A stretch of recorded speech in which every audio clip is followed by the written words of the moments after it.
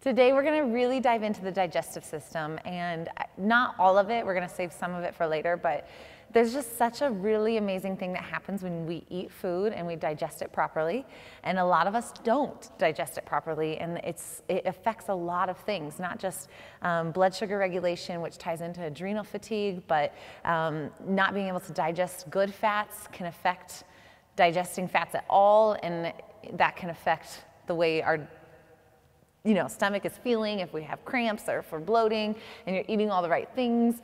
Sometimes it could be the way that your body is responding, acid reflux. All these kind of things tie into this program, these 21 days. And so I really want to make sure you understand how your body works when you actually eat food. And so we're going to start with from the top to the bottom, from north to south is what my nutritional therapy program calls it, from north to south. And so when you first smell food, you guys all know saliva sometimes is produced and you start thinking about food and you start craving food. The digestive process starts in your brain. And so it really is from here and then it starts in your mouth. So it doesn't start when the food is actually in your mouth. You can think about food and start salivating, and that's a sign that it starts in your brain. And so what the biggest takeaway from this video is for you guys to realize that the digestion process cannot happen in a state of sympathetic. There's parasympathetic and sympathetic states in our ANS system. Parasympathetic is when we are relaxed, we're sitting, we're not in fight or flight. Sympathetic is when we have this like innate reaction that terror is here, stress is here, I have to run. And that is unfortunately most of our lives. So for me, when I am working too much, which I tend to do, I eat in my car and then I'll train a client and I'll have a 5-minute break and I'll eat really fast, standing up, talking to somebody, go train another client, then I'll try to work out. And I find it's so true that the busier I am and the more stressed I am, my digestive system does not function properly. And sometimes I can feel that physically, like, oh, I have stomach cramps or I feel weird, but also I don't feel as energized, I don't feel as full. And a big part of that is because I'm not absorbing the things I need to absorb. The process from here down isn't digesting as well as it could be if I was just slowing down, sitting down, eating my food, and putting myself in a parasympathetic state.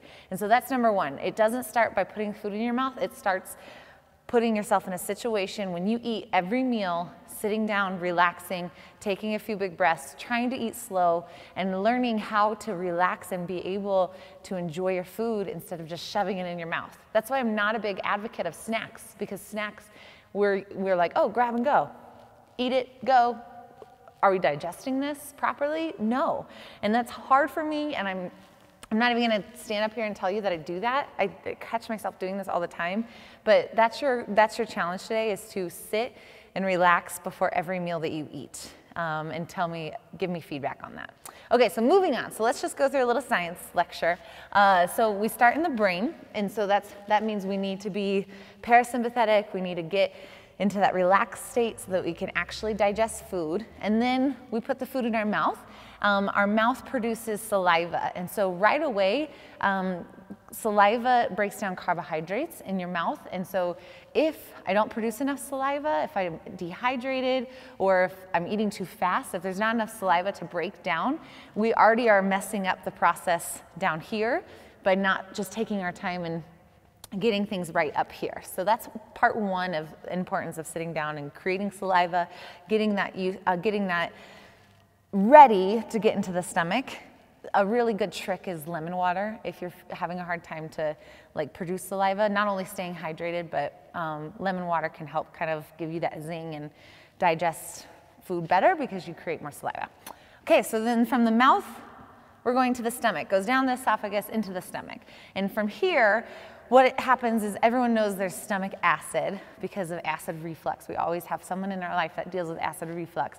So your stomach is super, super acidic. And so when it receives food in this form of a bolus, more acid is produced and it gets even more acidic. And this acidity really cleanses not only the stomach lining, but breaks down the food. It gets rid of all the bacteria. It's making sure that it's going to be okay once it gets to the small intestine, because that's where food is absorbed.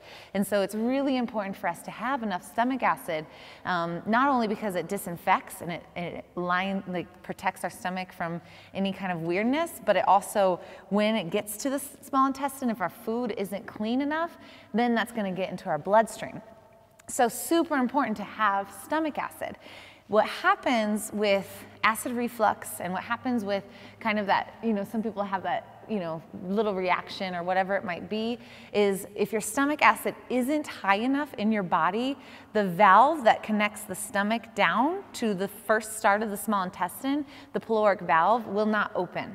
And so if your acid isn't high enough, it stays there and will come up this way, or it'll come down this way undigested, and that can cause even more problems. You want your stomach to produce as much stomach acid as possible, so by the time it gets to your small intestine, it's really, really ready to be produced, to be sent out through the bloodstream in the small intestine. And that causes a lot of problems and confusion, because when you have acid reflux, you think you have too much stomach acid, but it's actually the reverse.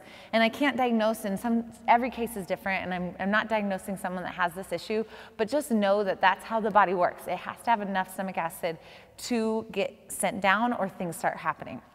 So I think that's so fascinating. I really love that part of our body. That's a really cool thing to know. So then we go through, say we have enough stomach acid in a proper system, and so we get to the small intestine. Your gallbladder produces bile, which is going to start breaking down the fats. And fats are they're the hardest to break down. Proteins are a little bit harder, but fats really have to go through this process. The good thing is things like butter and short-chained acids and medium-chained acids like coconut oil and butter can be digested sooner.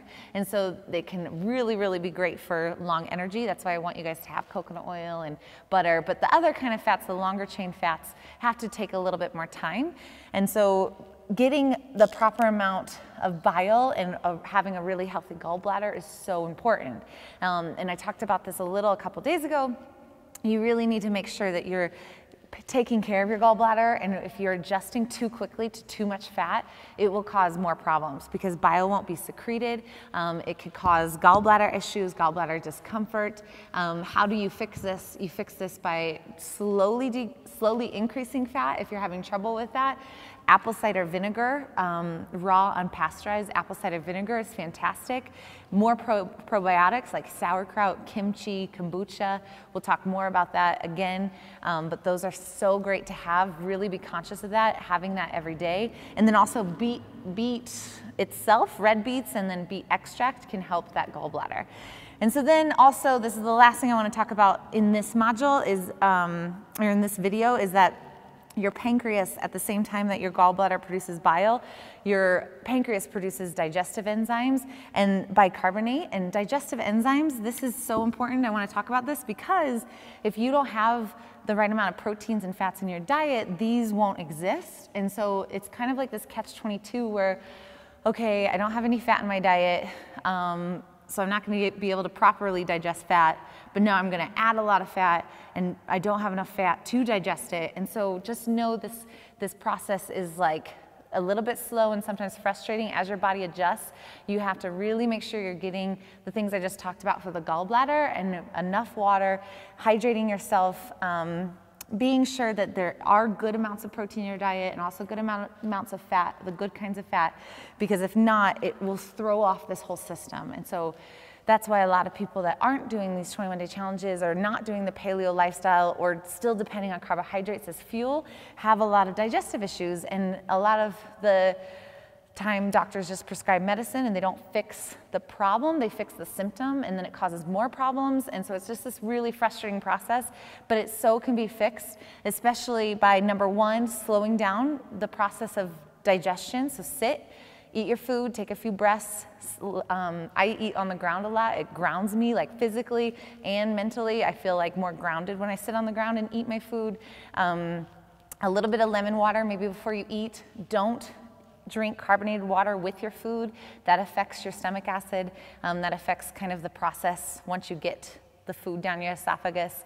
And then making sure you're hydrated. So a lot of hydration throughout the day, not necessarily at your meal, but throughout the day, not just when you're eating, because that can dilute the stomach acid as well. So I hope I didn't overload you, but really important. Probiotics, apple cider vinegar, making sure we're not overdoing too much fat. If you're feeling kind of weird, if you're feeling like something's not quite right, it's because we're not used to having good fats to digest the more good fats that we need, and it's just this process. I promise it'll make sense. I'm